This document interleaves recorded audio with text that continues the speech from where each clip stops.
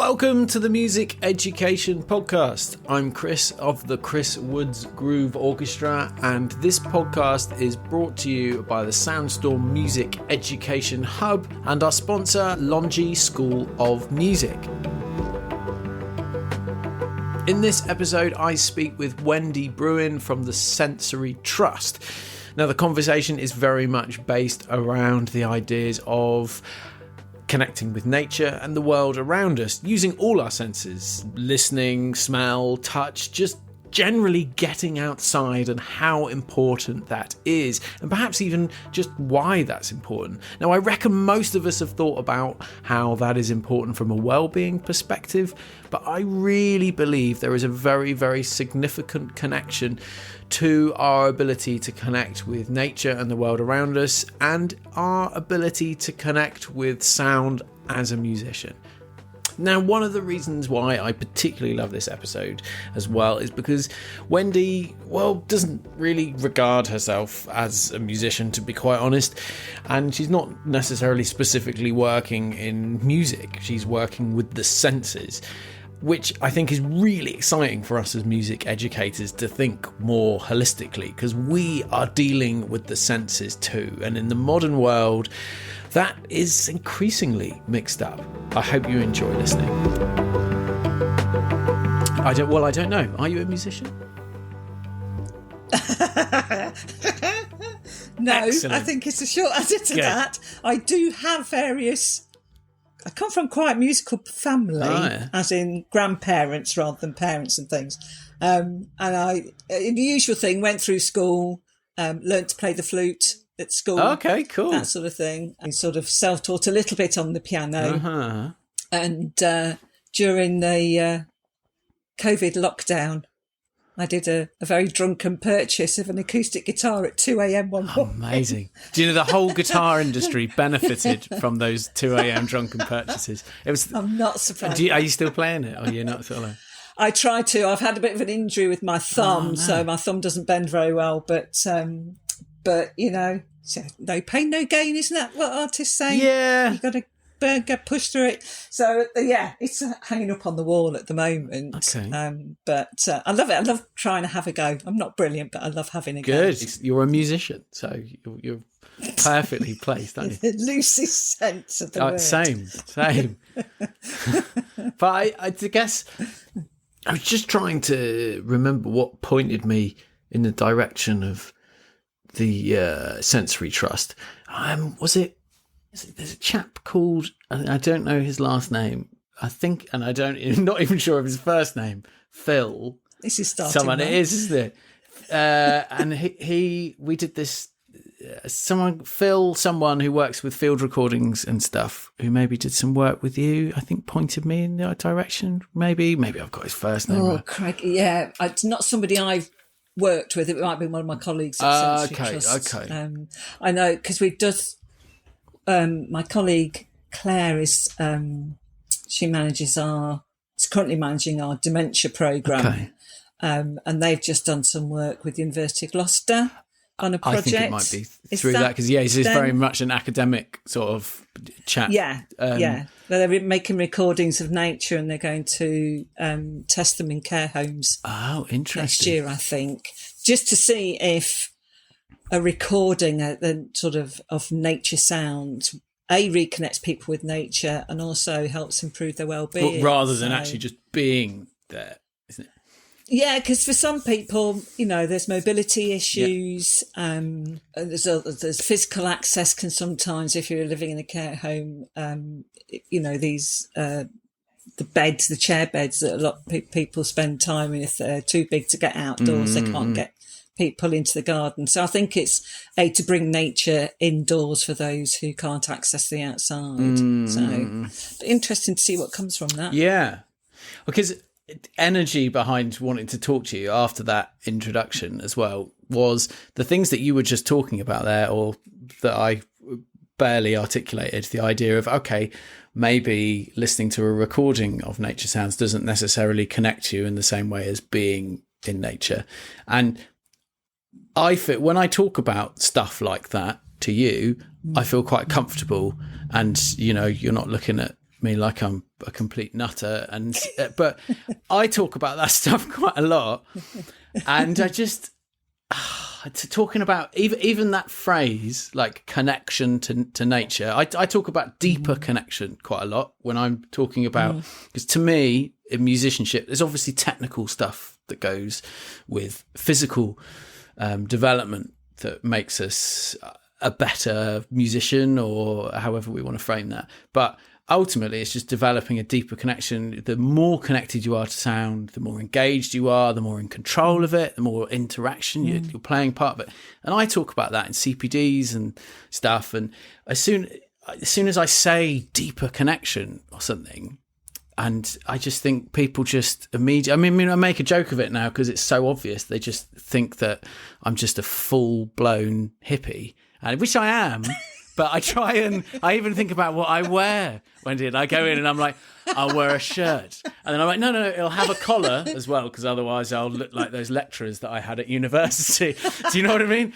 And I'm like, I'm going to start going in like a grey suit or something and like talk about, but it's just, and I just really hoped that we'd have this conversation and you'd be able to sort of articulate it in a way that might be more accessible, because it's sort of winning people over. Yeah. You know, go on. Yeah. No, absolutely. No, I agree with you absolutely entirely. I love the description of the shirt with the collar, just to win people over. But I think people don't think about, what am I saying? Nature is around us, so I don't think we're constantly thinking about it for a start off. But we are all intrinsically connected to it, whatever belief you have. You know, I mean, from the get-go, it's fed us, it's created warmth. You know, we could build fires, it's given us tools, things like this. And so I think the connection with nature is naturally there on a deeper level. I think what we have to do is just get people to think about that in a certain way without it. I know what you mean, without coming across as being preachy and let's all go outside and form a circle and do some chanting. But even those words, like again, you sort of talked about a deeper connection, and it's just that they're not like definitive answers. There's no answers to it, is there? There's no sort of, we can't.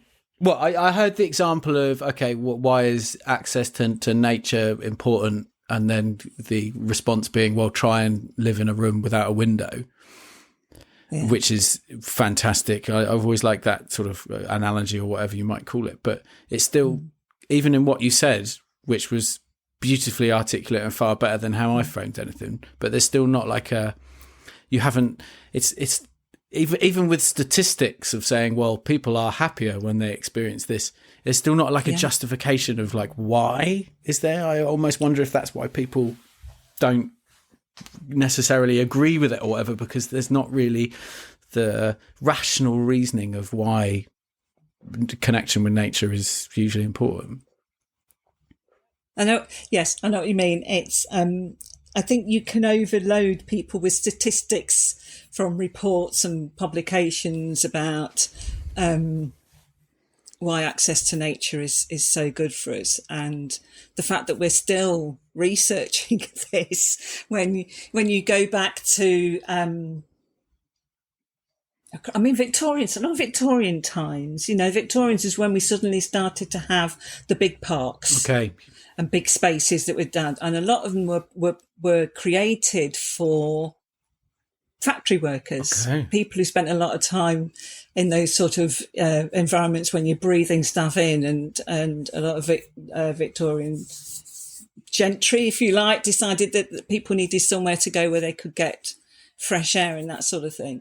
And yet we're still trying to dissect, you know, 2024. But on a level of 1 to 10, how much happier is Betty because she spent an hour? Rather than just accepting that Betty is laughing and talking about memories and, you know, regularly visiting a local park or and just accepting that that's nature is, we are just connected to it. It's interesting, isn't it? There has to be some level of yes, but why? Does there have to be a why? I don't know. Yeah. It shows how disconnected people are, right? To need a sort of a justification of it. Yeah. And how long have you been doing this stuff, like working with connect? Because I'm interested by also how much of a change you've noticed in people's sort of approach to it and response. Well, I moved down to Cornwall 30 years ago. I'd been living and working in London as a civil servant, and I just wanted to get back to doing something outdoorsy, something with nature. I'm quite a keen walker, and I felt like I needed to put something back into the environment that I'd been stomping all over for years. So I came down to Cornwall initially as a conservation volunteer. Wow. But since then,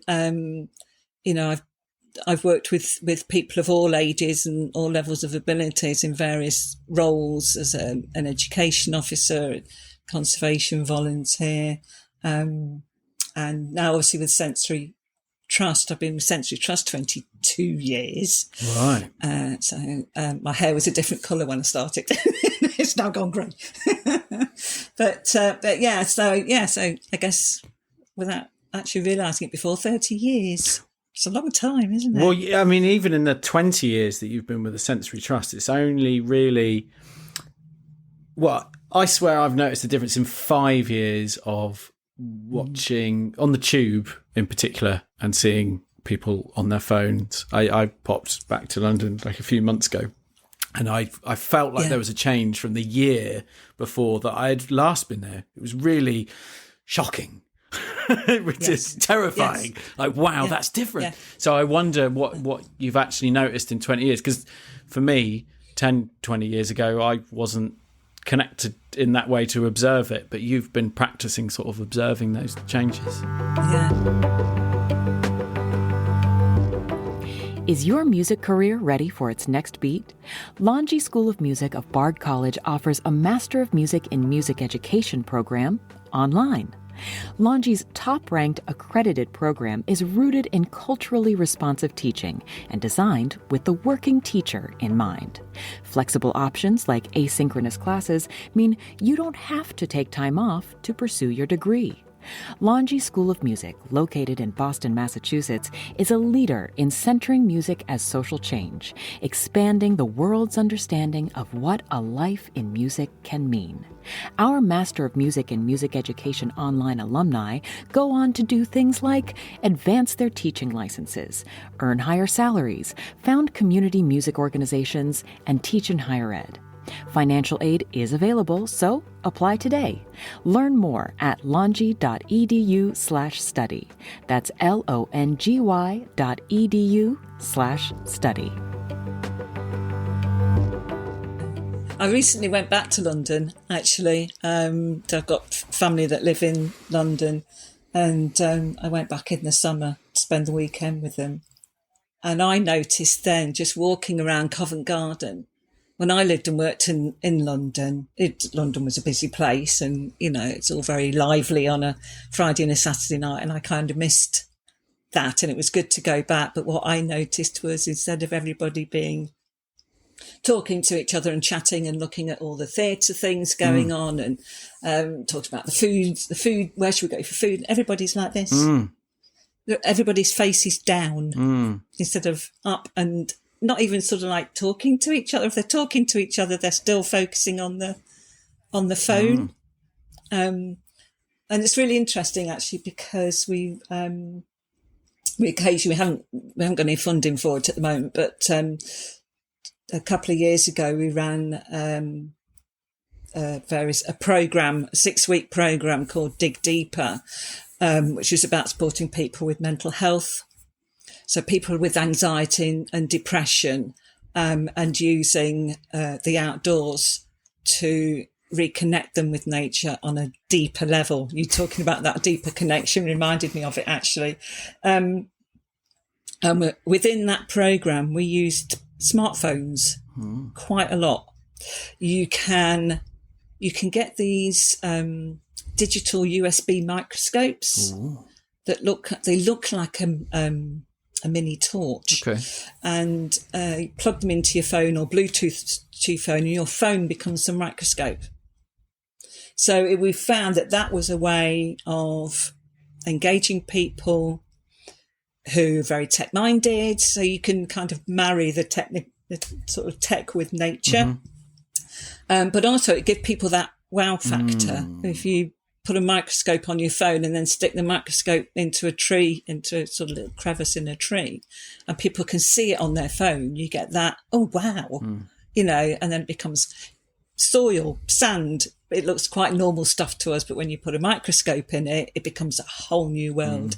So it was about the dig deeper side of it, was about digging deeper into nature, but also maybe into themselves a little bit as well, because they could connect on a level that suited them.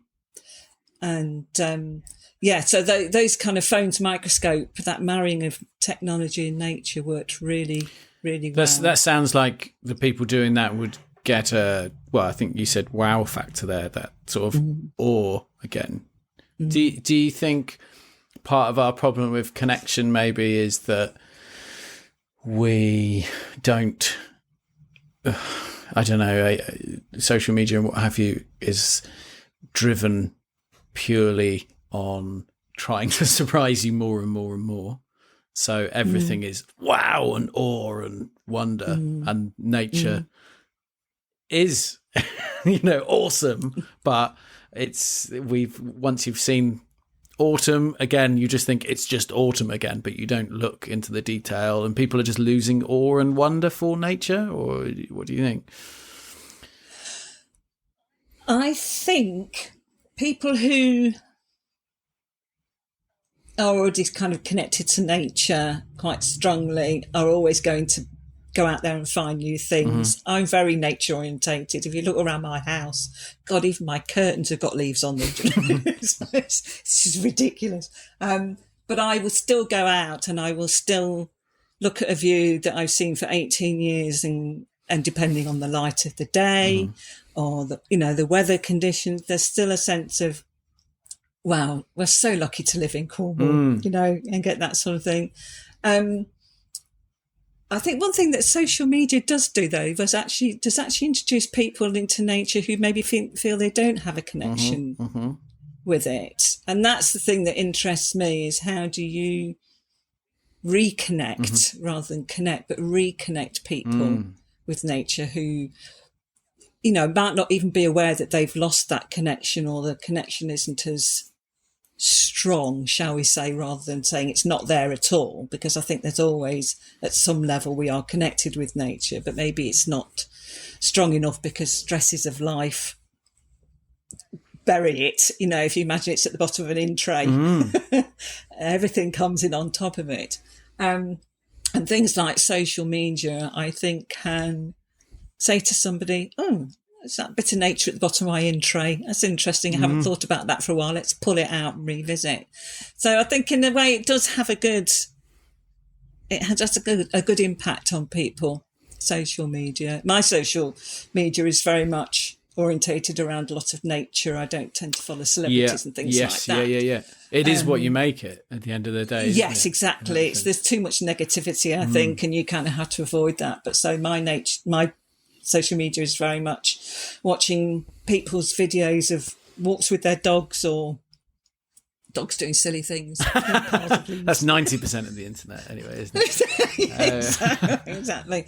But it can be used very positively, I think, to help people connect with nature. So I think it's like anything, isn't it? You will always get some people who go, why would I go for a walk? Why would I go for a walk? I've got stuff to binge watch on the TV. I've got games to play. I need to get online with my mates and play Minecraft or whatever it is, and that sort of thing. It's kind of weird, though, isn't it? Because I wonder if it wasn't as, from my memory of 20 or 30 years ago, it wasn't necessarily so commonplace to be going out into nature with the intention of let's go out into nature and connect with nature. It just that there wasn't so many things to take you away from nature, I suppose. Nature. Yeah. But some of those mindful ideas, which I feel like you were just describing when you were talking about going out and like watching the sunset or whatever, or noticing the differences, they're kind of them mindfulness techniques, right? They're just noticing things, but you're obviously good at that anyway. Do you feel like you've practiced that stuff, or do you think you're just are quite a mindful person, and that sort of helped you be connected to nature? And yeah, I don't think I'm certainly not aware I've practiced it, although I might go out and try practicing it. I think mine has come from my parents, I think. Okay. They were very keen walkers, and, our bank holiday weekends and Easter week and those sort of things were always spent walking in the Lake District or Derbyshire or somewhere like that. And I do believe that, if you do it at a young age, all right, you get to your teens and, drinking and boyfriends and things like that is far more interesting than going out for a walk. But I think you come back to something that's been instilled in you like that. So I think my love of nature, and that's definitely been influenced by my parents, because it was, come on, we're going out for a walk. But like you said, there weren't the distractions, the amount of distractions then that there are now, if you know what I mean. Sort of take. Not to go on too much about my own age, but literally there was, 4 channels. Yeah. Yeah, choice was less.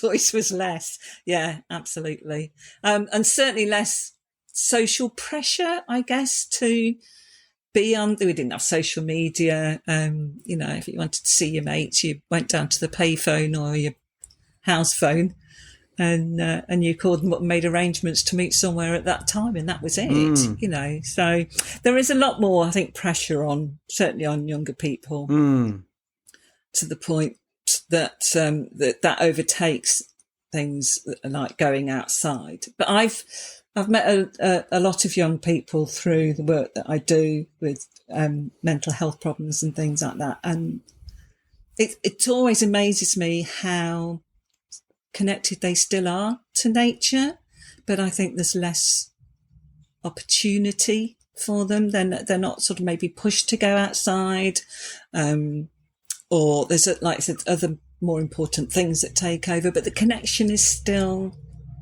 there. It's how we nurture that and help them to reconnect. And you can, we are always out doing things with groups of people, but there's a lot of, I'm trying to say, I think the lockdown certainly had a lot of impact on people's mental health, isolation, anxiety. And when we were, for example, when we were running Dig Deeper program, I would say to people on the very first session that they've just done something incredibly brave, because if you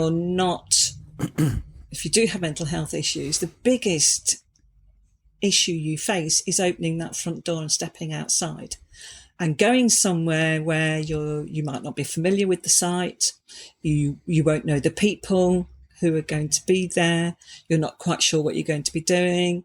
So it takes a lot of courage for people to step outside and do something they're not familiar with. Once they're out, it's a whole different matter. They're out, they enjoy it, and they'll come back. And that happens even for me as a nature lover now. There will be days when the weather's been not great and you suddenly realise, I haven't been out the house for 2 days. And I should go out. I should really go out. But you look outside and it's like, well, do I really want to? But I know if I don't, I'm going to be in a heap in the corner of the room before too long. So you make yourself do it, because once you're out there, you're going to feel so much better by the time you get back. And you go from your shoulders being up here to being down here. And that's not just about looking where you are, thinking about the senses now, talking about sound and things like that. It is that whole experience. It's not just what you see, but what do you hear, the smells. We're very lucky, I think, living down here in the southwest, where we've got access to, I'm a 20-minute walk from the beach, 5 in a car, 10 minutes from a woodland. Mm-hmm. We're very lucky to live where we do. I think if you're obviously in more built up urban areas, where there might be more house building going on, your green spaces are being reduced, I think that's where it becomes an issue. Where people just see the greenery disappearing from them and houses going up or tower blocks going up. And that can have a negative effect on people, and obviously reducing access to nature at the same time. Sorry, I've completely forgotten what we were talking about now. I've just rambled off. No, not at all. That's great. It's really great. Yeah. It's.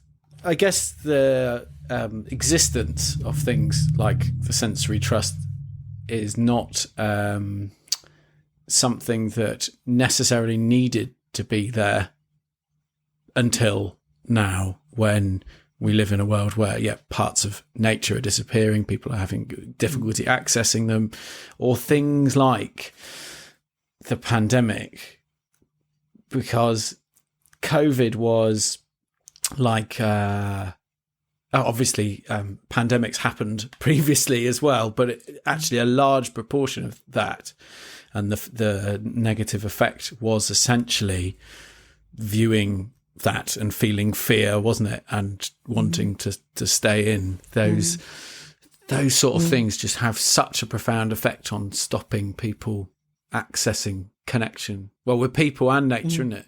I mean, I went fully nuts during COVID,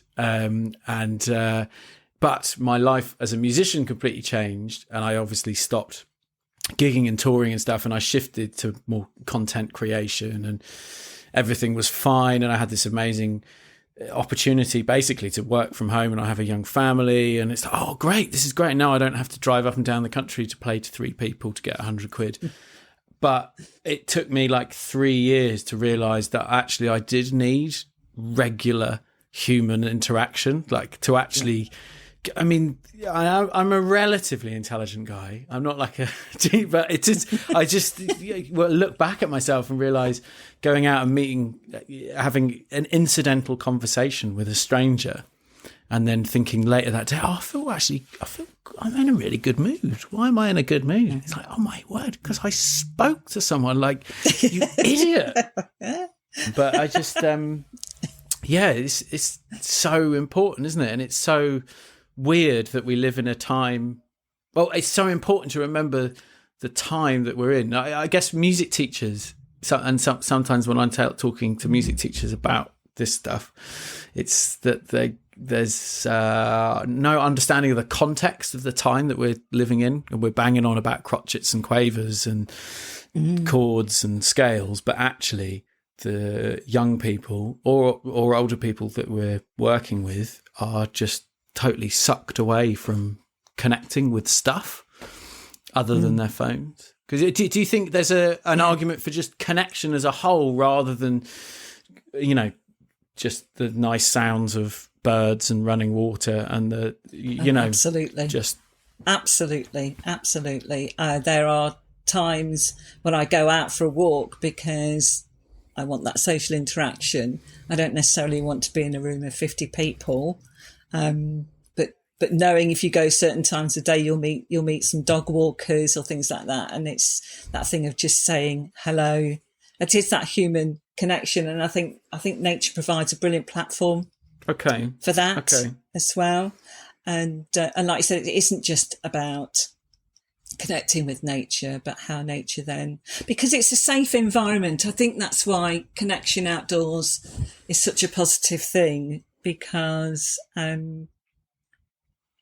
nature is something we all have in connection. Mm-hmm. Okay. I mean, I couldn't talk to you about bungee jumping or snowboarding or anything, because I've never done that. But, I could talk to you about my favourite walk, and you'd probably have one similar. It's a universal thing. Childhood memories. Because we are it. Absolutely. Okay. Yeah, absolutely. And I think as well, because we feel most of the times safe in the outdoor spaces that we visit, that it just provides that safe, familiar environment for us to connect with people. And it, excuse me, it doesn't matter who the background of that other person, it doesn't matter where they come from or how old they are, anything like that. We have that thing in common that helps us then connect with a person on a level that we're both familiar with. Mm. So I think that's, and I think you saw that probably quite a lot through COVID. Sort of, even if you had to sort of maintain distance, just that fact that there was somebody else on the walk, that you felt, oh, it's another person, I'm okay, you know. And lots of people noticing. I remember having a conversation with my landlady at the time because I was calling her to tell her I wouldn't be paying the rent. And she, I bet she was pleased. Yeah. Before I got to that point, we were discussing how everything was different. And I remember her saying, oh, yeah, it is amazing is that I can hear birdsong outside now. And I can't hear that usually because of the traffic. And so that was quite a profound shift, wasn't it? Because that was quite a common thing to say and to acknowledge. People just going, oh yeah. Yeah, a lot of people talked about it being how they thought the birdsong was louder. Right. I don't know whether that was actually true or whether it was just because, like you said, they could actually hear it. Yeah. It's interesting, isn't it? Because I've noticed with myself, I live on quite a busy road where I live. Okay. I've been here about 18 years. But you know, I've got good windows, so it never affects me. I'm not sat in the living room thinking, I wish that lorry'd shut up. But what I did notice, obviously, when COVID turned up and I go for walks and there'd be the odd van, odd person who's still, you know, key workers still out and about. But what I've noticed since lockdown, since everything's kind of gone back to normal, is how much quicker I walk when I do go for a walk, how much quicker I walk down the road to get away from the noise of the road. Okay. For me, the road has become louder. Right. Because there's no more, it's always been a busy road, but for some reason I hear it more after lockdown, after experiencing the quietness of everything and listening to the birds. I literally do like a power walk. Yeah. So you sort of recalibrated, I guess, and your brain's like, what is that? Yeah, absolutely. And I can't wait to get onto even the country roads are a lot quieter, or just down into the woods. I just need to get away from that noise, but I've got to go through it to get what I really want to experience, which is, the quietness, sometimes it's even the non-sound of nature, isn't it? If you know what I mean. The quietness that nature provides that you crave, rather than the sounds of the birds or the beach or the trees or whatever. Sometimes it is literally just walking along a country lane and not hearing anything that's calm and still, until you start to worry that you haven't heard a bird for 10 minutes. Yeah. Oh, God, the end of the world is coming. Yes, it's absolutely. Start thinking about the end of biodiversity. Yeah, it can be quite depressing going out into nature. Don't. All those things are all the senses, aren't they? The lighting, the sound, the temperature, I always find schools, because I go into like run workshops and what have you, really unpleasant sort of sensory experiences, because the indoors, really, it always fascinates me, like fluorescent lighting, for example, like working with like year threes or something, like tiny little people that, you know, you would imagine would want to be in like a sort of a womb-like warmth, but instead they're under this sort of industrial lighting, and acoustics of schools can be quite often they're old sort of Victorian buildings or whatever that were never designed to have 500 kids in a. It's interesting, isn't it, that those things aren't really thought about even. Yeah. Are you allowed to do it outside if you wanted to, or are there health and safety? Well, this is interesting. Music teachers, we usually can sort of go out and do it. But I think there's practicality issues there of the reality of a lesson sometimes maybe a lesson is 45 minutes rather than an hour, and just lining up 30 kids to then go outside. They haven't been outside for the whole term. So they're like, yes. And they all need a pee break. They all need a pee, but they all go mental because they haven't been outside. But it's interesting, the sort of sensory things of the spaces that we're going, like taking it away from nature again. The places that we work, right? They're kind of quite often unnatural. I could say unpleasant. Yes. Is a bit weird, because then that is kind of an aesthetic, isn't it? So it's an objective thing, but the focus is on, that they need that space to contain, if you like. So I'm not saying they're all prison, well, but those kids have to be taught something, so that's why we have walls and things like that to keep them in the side. But whether there's I guess we're coming around to talking about bringing nature indoors, aren't you, really, and how that can help. Well, tell me about that then. Sort of soften people down, if you like, and it's interesting, because I've always been the person who said, well, you can't, there's no, you can't beat the real thing. You've got to get people outside. And, because that's where the real benefit is. And I still believe that. But I think there is merit in bringing nature indoors if people cannot get outside. Okay. So like your field recording project you're doing with... Yes, absolutely. Okay. Yeah, absolutely. Or, it could be somebody who's, mental health issues so strong they can't face going outside, things like that. But we know that any connection with nature on any level has benefits. Obviously, the best is to get people outdoors, but if you can't, then, you can bring nature in. And it can be something as simple as going outside and collecting some natural materials and just allowing people just to, you spread them out and just see what people want to do with them. Or, you could get a couple of twigs and bang them together on it. So I'm not trying to be a music teacher how to do music. No, that's good. That's good. But that's why, sort of why, this is like a devil's advocate question, so please don't. But why on earth would there be any benefit in just touching some twigs and leaves? Do you know what I mean? As I say, it's a devil, because... Yeah, because there is research that shows that with that physical connection, that it does bring people's anxiety levels down. Okay. So we can't explain it, but it does. It does. There's still research going on about that, apparently. Okay. But I mean, there is a lot of.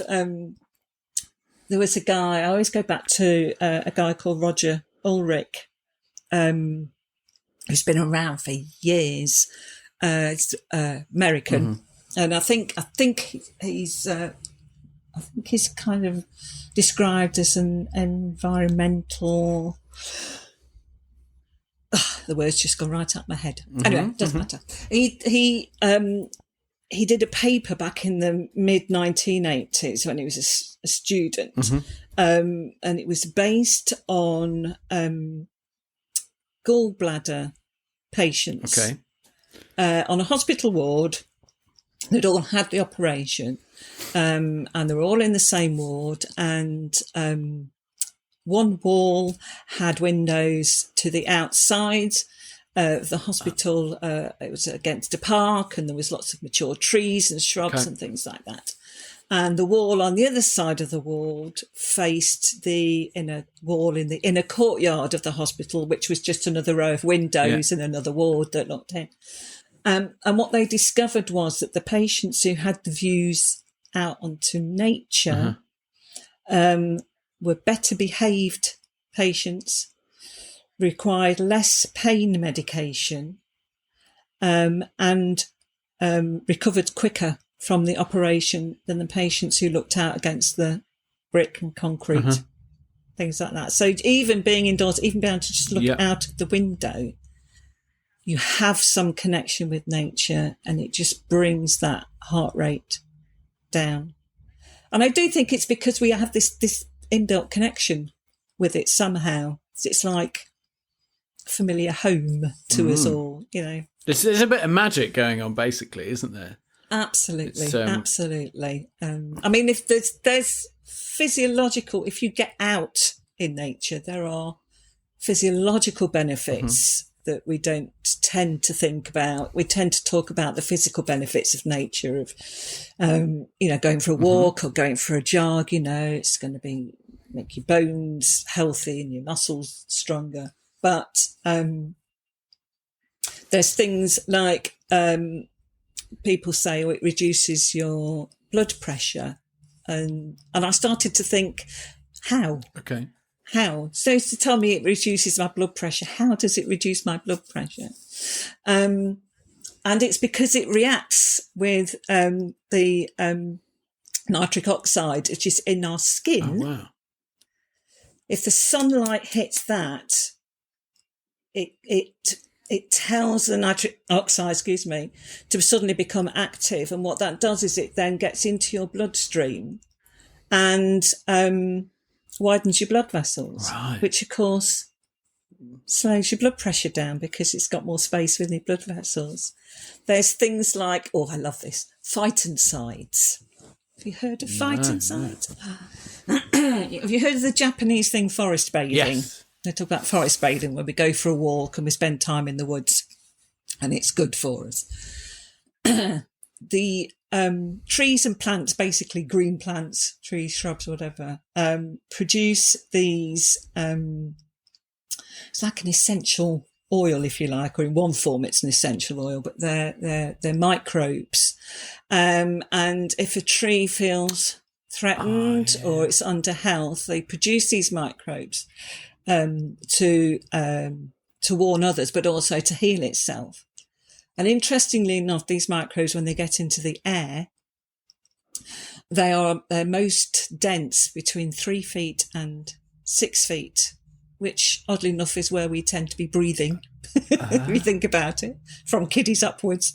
So we breathe these phytoncides in. And what they basically do is they interact with your immune system. So they seek out your white blood cells, or your natural killer cells, as they're known, the ones that fight all the viruses and diseases. And in plain English, they basically say, you need more soldiers. So they help the white blood cells create more white blood cells. That's mad. And then they go, now what you need now is a bigger shield and a sharper sword. Yeah. So they then help the white blood cells become more effective in battling viruses and things like that. So if you're out in the woods, you are literally breathing in phytoncides, which are boosting your immune system. And that's a physiological thing that's actually going on. So that's magic. It's amazing, isn't it? That is amazing. And you tell me we're not connected to nature for that to happen. That's like a warning system from a plant that is actually telling your body to do something. But what... It's sharing it with you, What's to go hippie? Yeah. But what's incredible is that is incredible and awe-inspiring. That not story, but that scientific explanation that you just gave. And I can imagine a lot of other people listening to this who might not be quite so into nature or connection or whatever will be really impressed by that. And that's the kind of thing that turn people on to nature, isn't it? But the awe and wonder of, Jesus, look at how big that tree is, isn't it? Magnificent. Isn't quite enough, but the scientific sort of bit is what gets us. Kind of. Yeah. You can pull anything from nature, can't you? And just from anything from simple storytelling that's very nature based to the more sort of scientific things that will inspire somebody, hopefully, to go out and spend more time, or maybe research it a bit more and then go out and find out more about it. But there's so much, I think, that we have yet to learn about the world around us. And we have to stop this thing of killing it off. Yeah. It's for our own health, if nothing else. It's people go, well, why would I bother about the tree over the road? And that was because that tree hosts hundreds of thousands of life forms, if you like, and they all impact on our health. So if you take that tree out, I wonder if it's because it's too big. If nature is such a big word, isn't it? That I think for us, unless we see the impact on our own front doorstep or in our own front garden, we don't tend to, it's too big a thing for the brain to cope with. It's also something that's not us, isn't it? It's like there is humans and then nature, but actually nature, we are nature, which is just something that we never sort of, so we're just connecting with what we are. Well, you started off by talking about that's where we've come from, and I think so. Yeah, which is... absolutely. And, you know, this whole thing of natural sounds, if you can't... Because we all experience nature in different ways, don't we? And you have people with impairments and disabilities, blind and hard, partially sighted, deaf or hard of hearing. Okay. We all experience it, or we all should be able to experience it, regardless of how we come at it. And I think that's very much the work that we're involved in: is how do you enable people who face barriers to nature experience it? And we're doing a climate repair project at the moment, focusing on working with people who are blind and partially sighted, deaf and hard of hearing, and neurodivergent. And they're helping us test our demonstration resources around things like the slowing and capturing of water, and the benefits of having mulch instead of bare soil, that sort of thing. Okay. And we had a group of blind people a few weeks back come and test some resources for us. And we have a piece of equipment that demonstrates how, it demonstrates two things. It demonstrates bare soil creates runoff, and doesn't hold the water where it's supposed to. But if you have long grass, then that will help the roots, and the plant itself will help the water come into soil and stay there. That's a very visual thing, because you're pouring water over both these surfaces and see which one runs through faster, which one's slower. And they had to experience that. They experienced that with obviously with no vision. But they were fascinated because they could hear, just by the sound that the water was making in the two separate tanks, that they could tell which one was running through. It was fascinating for me to stand there and watch them experience it in that way, because they got as much out of it as any sighted person. And and that's what it should be like for nature, people wanting to experience nature. Is if you can't, it's not all about the amazing views, but it's about the smells, the textures, the sounds. Maybe not so much about taste, putting things in their mouths, but it is, how do people get the most out of their experiences of outdoors? And that's the wonderful example of deeper connection, right? Because that is, those guys were just super sharp, focused, hourly, and to a impressive degree. Yeah. Can I ask you a question? Does nature at all influence your music? Nah. Can give a damn. It's the short answer. No, completely, absolutely. Yeah, so I work with field recordings and stuff. I very much enjoy making music out of organic sounds and turning those into instruments, and because I guess I experience music now.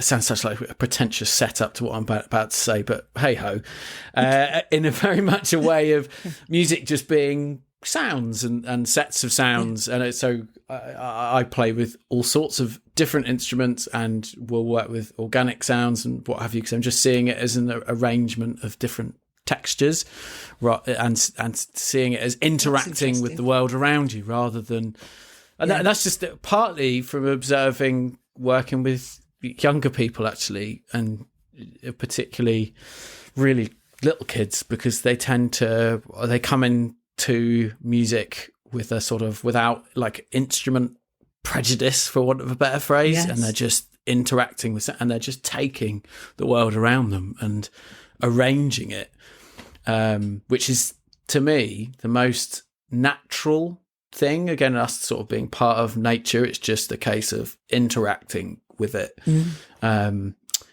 which is far too philosophical for the inane rubbish that I create. But Oh, come on. But you know what I mean? Yeah. So 100%, and it's it's just, it seems so relevant to music making. We've had other people on the podcast talk about music making and nature and making music outside, field recording. Do you know Hildegard Westerkamp? That's the most amazing name I've ever heard. Yeah. And I have to say, no, I haven't, but that's brilliant. So a wonderful person, Catherine Smith, who came on to talk about field recording, introduced me to her, and she it started the ideas of sound walks, I suppose, guided sound walks, and we've had lots of episodes around that and stuff. But it's really nice to talk to someone about it from a more broader perspective, because I was just talking in my inane waffle there. Music is it's an interaction, isn't it? It's not. It's not just a. We don't see things very holistically, do we, in our culture? But actually, of course, music is not separate from nature or from touch. It's there, isn't it? It's everywhere you go. It's there. I started to last sort of couple of years or so. Whenever I go for a walk, for years I used to sort of just like snap away and take photos on my phone if it was lovely sunset, or if I go out early in the morning, sunrise, or particularly nice things. And then I stopped doing it and started to do sound recordings, just little simple little things on my phone, because I thought,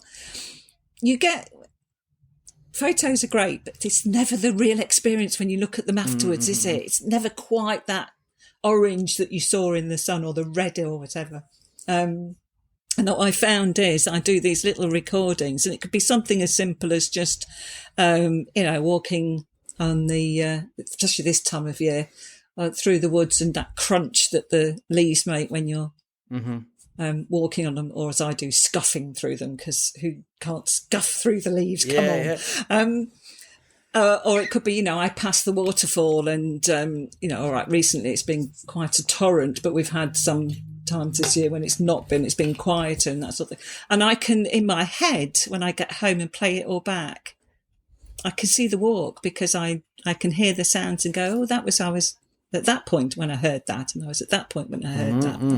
And it's really interesting to kind of go back and actually I've done a walk, but it's through sound that I've connected rather than sight. Yeah. Comes almost not a different walk, but it's more of a 3D of the walk, if you know what I mean, because there's the visual and the sound with it.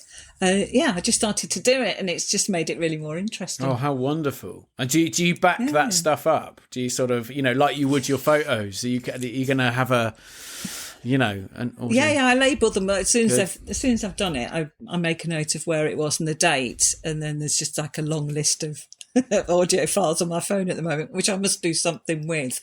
It'd be quite nice, I think, just to make almost like a little diary, if you like, of the walks, and go, these are the sounds I heard this day, and then maybe go back and revisit in the spring and see if the sounds are different. And it's really cool. It's really cool. Again, that's using smart technology, isn't it, really, to engage with nature? Yeah, spot on. Something to encourage.